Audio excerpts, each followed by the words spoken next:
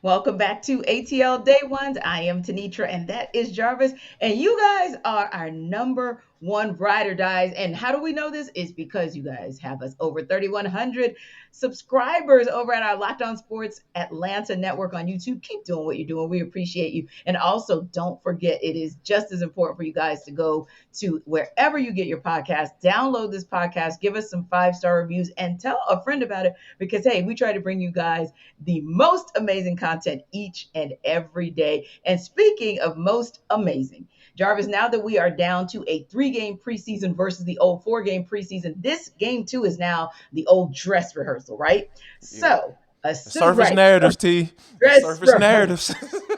Yes. So, assuming that everything goes well, because they're supposed to have some weather conditions up in Jersey tonight, but assuming that everything goes well, then certainly this will give us a preview of the things that you and I are looking forward to seeing, the things that we need to see in order for us to see where this team is and kind of decide in some way, shape, or form where they're going to be in the regular season. But before we do that, let's take a step back and talk about the joint practices. That was something that a lot of the players, when we spoke to them last weekend, they were really excited about the opportunity to just hit somebody. I remember Elijah Wilkinson telling us he was Yeah, just excited to hit somebody else and go up exactly. against somebody else. So the joint practices definitely gave them that, even with no pads on that Saturday practice, there was still a lot that you could kind of take away. So when you were able to kind of review some of the highlights and the footage and kind of follow what happened in joint practices, what was maybe a takeaway or two from that? The one thing that I thought was kind of interesting was that you start to see, Marcus Mariota maybe struggle a little bit. Desmond Ritter Mhm. was, you saw some of his struggles, and you saw the amazement and the awe that people were in when they saw Kyle Pitts put on a uniform like they had never seen him before. Oh my God, this dude is amazing! Like, yeah, would y'all watch any games last year? So I think it was cool to see. Caleb McGarry said, he was looking solid, Mhm. okay, Yeah. in pass rush situations, and I Mhm. think that my favorite guy, of course, I got to mention him, Jermaine Johnson, who I wanted the Falcons to draft. He ended up getting a sack, so I was like, yeah, man, see, dang, why I always got to be right when it comes to these defensive linemen, man? Why I got to be right all the time? But yeah, but I think it was definitely cool to see, the quarterbacks be put in situations where control situations where, hey, Yeah. you're gonna have to throw the ball, like Yes. throw the ball down the field. That's gonna be something you're gonna have to do. And Mhm. I think that once the game gets going tonight, I think that's what you're going to start looking for. Okay, yeah, you understand that you can use your legs and move the ball up and down the field, Marcus, Mhm. because Yes. he only had 2 completions, Mhm. against the Lions. So I think that that's something that you have to kind of really keep an eye on. But it's good to Agreed. see them to get that work in practice. So hey, when Mhm. come game time, hopefully they can make the necessary adjustments. Yeah, absolutely. And like you said, the first team offense, it was a little iffy there because they couldn't convert in one of those 2-minute drills. And that's really where you want to see when that other team is bringing that pressure. You want to see how the offense reacts overall to that pressure. So that was something where I'm like, I'll be watching to see if there's some adjustments that'll be made for tonight's game. But some of the good, and I'll say a little bit of not so good again, and then we'll Mm-hmm. go into the good. But All one right. of the not so goods as well is, and it's a rarity, so it's nothing that is alarming or concerning for overall. The first team defense was kind of one up, the Falcons' first team defense, that is, was kind of one up by the Jets' first team offense. You rarely ever see somebody outdo AJ Terrell, but we Yeah. did see it just one time. Again, not really.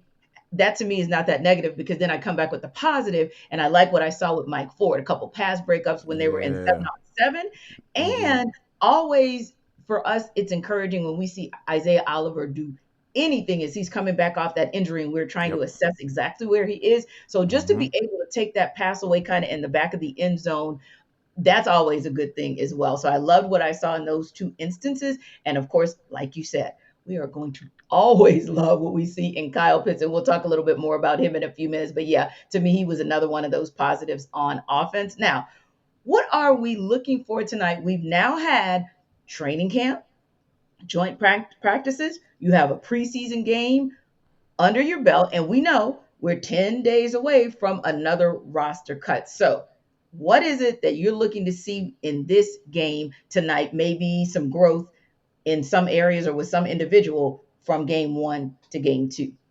I want to see Joe Flacco be put on the ground. So I'm speaking to the defense. So Lorenzo Carter, Arnold Ebiketie, D'Angelo Malone, I need you guys. Grady Jarrett, I need you. I need you. I need you guys to put the quarterback on the ground. Jalen Dalton, go ahead and prove to see why you know how you've been getting all those reps lately. Yeah, I need you to go ahead and get home. I also want to see Taquan Graham get home again, Mhm. but Mhm. he had the penalty and everything like that. So yeah, I want him to get home. I want him to continue to thrive. I want him to continue to grow. I want him to continue to prove that the Falcons were justified in drafting him last year because I know for I had no reasons why to. I'm like, okay, why did y'all draft this dude again? So yeah, Mhm. I want to continue to see that. I wanted to be able to trust this regime when it comes to defense alignment because Lord knows we haven't trusted one in quite some time. I would probably say about 20 years. You know, like it's been since they drafted somebody that's worth it a flip. I gotta keep it clean right there, T. But yeah, I think that's for me. I wanted to definitely see because Joe Flacco, he's not a mobile quarterback. He's a Right. statue back there, and Yep. if he plays, I think because Robert Saleh's kind of being a little bit coy about whether or not the starters Mhm. are going to play or not. So Right. I think that if Joe Flacco's in the game, put him on the ground, please, sirs. Absolutely. And before we talk about where I want to see some growth, Jarvis, let's talk about what we always love this. Speaking of growth, homegrown right in our backyard here in Atlanta. Gotta talk to you guys about Coffee AM. Oh my God, this is coffee that's never tasted so good. It is an Atlanta-based small batch coffee roaster, and it is the best one in the entire country. I'm gonna go ahead and tell you that right now because I remember just this morning when I was getting up, I needed to pick me up. I was trying to figure out like, oh my God, what I'm gonna try this time because all of it smells great, but I had to go to that rain. I had to go take a trip to the rainforest, T. And oh my Mm, gosh, when I put that coffee in my mouth, pause. It was great. It tasted amazing. I was immediately awake. I was just like, oh yes, time to start my day. It's time to get going. But so, if it's something that you need to pick me up, and you want to be able to taste some really really good coffee, and you need to just smell some good stuff. Go to mhm, coffeeam.com. And here's what they're gonna do once you get there. This is for Locked On Sports Atlanta listeners, just for mhm, you and viewers. Listen in closely. Go to coffeeam.com/locked on. And then there's going to be a little coupon code box. I want you to go ahead and get your fingers ready. Start typing in the little box, locked on. And you're going to get 15% off your first order. And you're going to be able to purchase coffees, teas, gift sets, whatever you want. You go mhm. do it.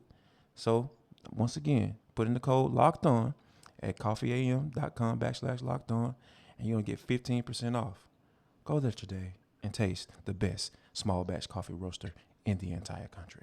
Thank Yes, you. and like Jarvis said, that is indeed a pick me up coffee with Wednesdays. But you know what else would be a pick me up for me? Growth in the run game, and not a lot because it was Yes, nice to yes, see it a was solid. respectable 86 yards. But I would love to see us Can't get see it again, right? yeah, no, no, no. I want to see more.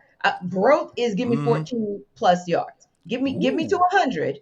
okay. And now we're starting to talk about something because if the run game can even uptick that 14 plus yards, then we're talking about two things. We're talking about the fact that we're probably seeing more than just Cordero Patterson do his thing, but we're Yes, seeing some of those other backs giving us something that we need to see to know whether there's just quantity in that running back room or if there's quality as well. And that also means we're getting what we need up front from that O line. So I'm really, really yeah. looking to see what we're going to get out of the run game. But also, I want to see if we're progressing and doing it when it matters, Jarvis. So not just on a first or second down. Show me some third down conversions, or if you get to a fourth and Some third short. and shorts, yeah. Exactly. And if you Mm-hmm. happen to get to a fourth and short run game, I need you to convert. I need you to convert, and I need you especially to convert in the red zone. That is still something that we're looking to see this season and in the preseason because that's going to kind of indicate for us whether or not you can, especially once you get in that low red zone, if you can Yes. actually convert that into 7 points. The other thing is this: we talk a lot about obviously wide receiver one, wide receiver two, tight end one, if you will. But I mentioned this last week and I'm going to mention it again. I'm looking to see what it's going to look like down the depth chart. And Geronimo Allison is one of those people. one of those wide receivers who is truly on the bubble. And that takes nothing away from Bird or any of the other ones, Auden Tate, who might need to show improve as well. But I believe this is Yeah. a game where Geronimo Allison, you're going to have to do something in order for you to make that roster when it gets cut down to 80. And finally, it's interesting because we noticed at last week's practice at the Benz that Dean Pease was putting his DBs in some different looks, right? And Yep. so, especially those nickel guys, kind of moving them around. I just want to kind of see how that works out tonight. So I'll just kind of have my eyes on the secondary as well, just to see if they're moved around. Now, that being said, and I'm going to give us a little time ticker because you and I can go and go and go about the Falcons. Yes. So, one question, one answer. What's most important for you to see on offense or defense?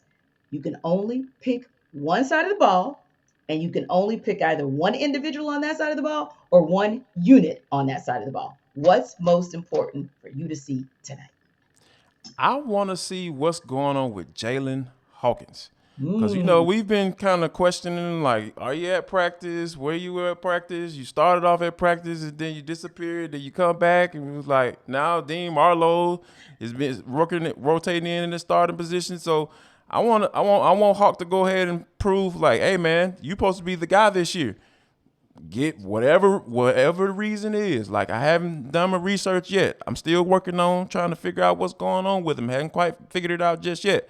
But mhm. yeah, I want to see Jalen Hawkins get a pick. I want to see a pick tonight against the New York Jets. That's where I'm going with it. Yeah, and I'm going to go with unit execution on offense. O line, own the line of scrimmage. Now, Jets coach Robert Saleh called Kyle Pitts. I thought this was hilarious, so we got to get it in really, really Right. quickly because you and I are like, y'all didn't know. But anyway, he calls Kyle Pitts, quote, create a player. So Saleh said he is a creative player on Madden. That's exactly what you would look like. He's going to be a dynamic football player for a long time. Anytime you get a chance to see just different avatars, well, they're just different. When you get a chance to go up against those guys, looks different, feels different, elevates, teaches you a few things. Well, Pitts was ranked number 91 on the NFL 100. They called him a unicorn, so now it's creative player on Madden, unicorn for the top 100. Has Pitts finally put this league on notice? I think so. Because like what the second tight end in history to catch for 1,000 yards. Like Mhm. that doesn't happen. And as many great tight ends that have come down in the history of the league, especially in the last 25 years, that's saying something. Like you gotta respect that. So I think that, and then when you add to the part of what we talked about on this show as well, how he wants to be a good blocker, he wants to add that to his repertoire, and his defensive coordinator is starting to see some of that improvement already. You Mhm. talking about dangerous, Yes. dangerous. When you talking about him coming in the game in the red zone and the playbook is wide open, Arthur Smith can call whatever play that he wants. Mhm. Man, y'all better watch out. The leagues already should be on notice like they are, but you talking about some worldly beating type stuff going down this year if Kyle Pitts is able to sustain that growth on there and even get a little bit better. Oh my God, Mhm. it's gonna be something else to watch.